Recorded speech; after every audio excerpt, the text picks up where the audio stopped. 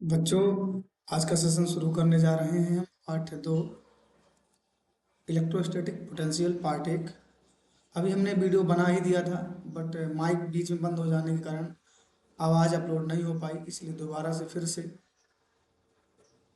आपके लिए एक बार फिर सभी क्वेश्चनों को करवाए दे रहे हैं, तो आप लोग जरूर देखें।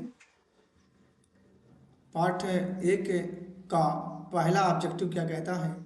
यदि एक धनावेशित चालक को धात्विक तार द्वारा पृथ्वी से जोड़ा जाता है तो चालक से प्रोटॉन पृथ्वी पर जाते हैं, चालक से इलेक्ट्रॉन पृथ्वी पर जाते हैं, पृथ्वी से इलेक्ट्रॉन चालक पर आते हैं, पृथ्वी से प्रोटॉन चालक पर आते हैं।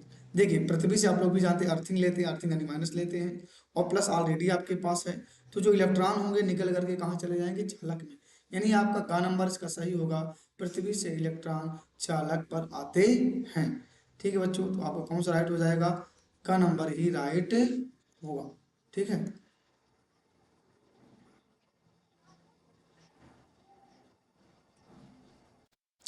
इसके बाद आपका नेक्स्ट क्वेश्चन है, दो बिंदु आवेशों Q एक दूसरे से 2a दूरी पर रखे हैं, इनके ठीक मध्य बिंदु पर विद्युत विभव होगा।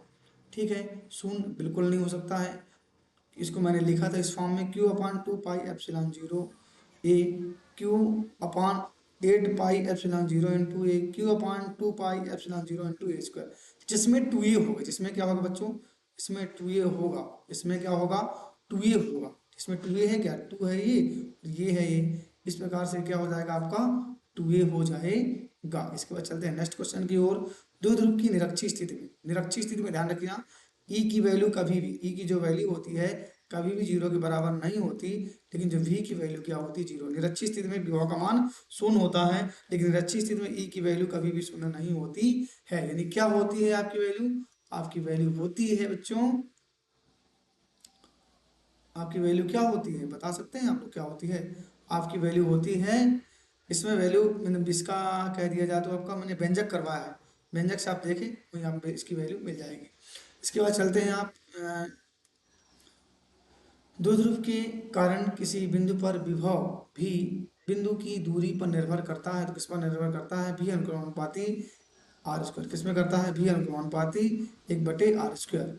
चलते हैं नेक्स्ट क्वेश्चन की ओर। यदि विभव भी तथा दूरी x में संबंध है, p बराबर x² - 4 वोल्ट है और x बराबर 1 मीटर है, तो विद्युत क्षेत्र E होगा। आप लोग जानते हैं, पहले मैंने इस प्रकार से प्रयास किया था लेकिन नहीं आया।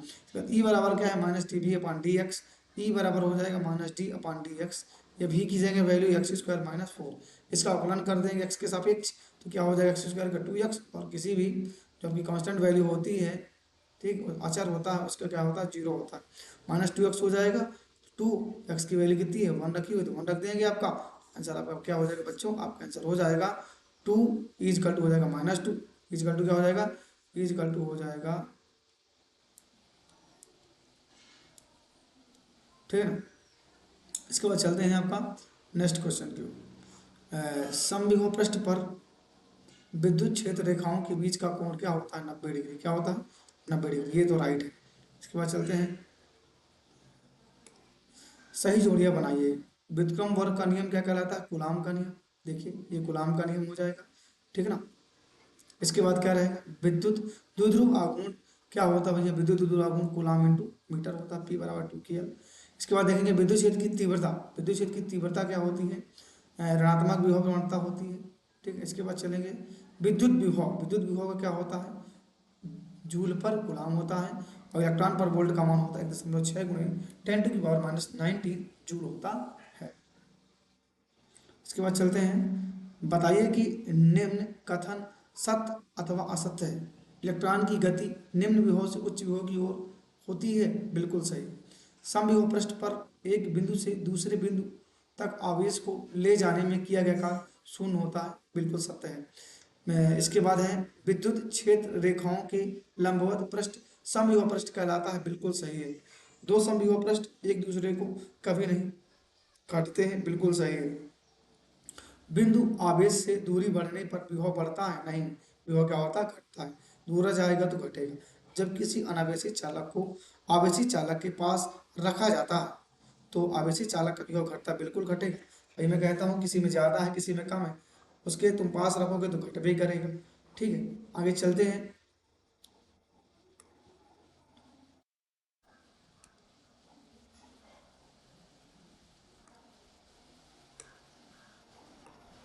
रिक्त स्थानों की पूर्ति कीजिए। विद्युत विभव का बीमी सूत्र क्या होता है, मैंने इधर निकाल के पहले बता ही दिया है। ठीक है, बी बराबर डब्ल्यू अपान क्यू होता है। यहाँ पास डब्ल्यू का बीमी सूत्र यानी कार्य का रखेंगे, यहाँ आप क्या कहते हैं आवेश का रख देंगे, और दोनों को सॉल्व करने पे ये आता है। और आपका क्या हो जाएगा, M one L square T की पावर -3 ए की पावर -1। बिंदु आवेश क्यू के कारण इससे आर दूरी पर विभव क्या होता है, 1/4 पाई एप्सिलॉन 0 इंटू क्यू अपान क्या होता है बच्चों, आर होता है। इसके बाद लिखा है दो बिंदुओं के बीच विभवांतर इक्वल टू विद्युत क्षेत्र की तीव्रता गुणे क्या होता है, दूरी होता है। विद्युत क्षेत्र की दिशा में चलने पर विभव क्या होता है, घटता है। ध्यान रखिएगा, बिंदु क्यू को विभवांतर भी पर त्वरित कराने से उसकी गतिज ऊर्जा में वृद्धि क्यू इंटू भी होती है। कुचालक माध्यम के होने से विभव खाली स्थान होता है, घटता है। किसी बिंदु किसी आवेश को विद्युत क्षेत्र के लंबवत ले जाने में किया गया कार्य शून्य होता है। पृथ्वी का विभव खाली स्थान माना जाता है तो क्या माना जाता है, शून्य माना जाता है। इसके बाद लिखा हुआ है आपका एक वाक्य, एक प्रश्न में उत्तर देना है आपको। बिंदु आवेश Q से दूरी पर विभव का व्यंजक 1/4 पाई एप्सिलॉन 0 इंटू क्यू बटे आर होता है। इसके बाद है विभव कैसी राशि कहलाती है, विभव एक अदिश राशि कहलाती है। विभव का सही वोल्ट होता है। विभव का पीवी सूत्र m1 एल स्क्वायर टी की पावर -3 ए की पावर -1 होता है। पृथ्वी का विभव कितना होता है, शून्य होता है। विद्युत क्षेत्र रेखाओं तथा समविभव पृष्ठ के बीच कोण कितना होता है, 90 डिग्री होता है। समविभव पृष्ठ पर दो बिंदुओं के बीच विभवांतर कितना होगा, शून्य होता है। इसके बाद लिखा हुआ है विभवांतर तथा विद्युत क्षेत्र की तीव्रता में संबंध। विद्युत क्षेत्र की तीव्रता इक्वल टू होता है विभवांतर अपान दूरी होता है। विद्युत क्षेत्र द्विध्रुव की निरक्षीय स्थिति में किसी बिंदु पर विभव का मान 0 होता है। कुचालक माध्यम की उपस्थिति में विभव का क्या प्रभाव पड़ता है, भी गुणे 1/1 यानी विभव की क्या हो जाती है, 1/k गुनी हो जाती है। ठीक है ना।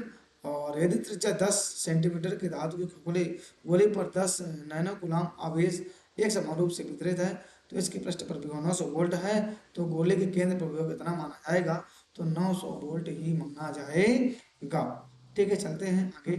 आप ध्यान रखिएगा, यह वीडियो आपको प्रतिदिन दोपहर के बाद किसी भी वक्त शाम तक जरूर मिल जाएगा। इसलिए प्रतिदिन आप हमारे चैनल में एक बार जरूर विजिट करें और चैनल को सब्सक्राइब करें, और यदि क्लास अच्छी लगी तो लाइक करें और अन्य बच्चों तक भी शेयर करें। धन्यवाद बच्चों।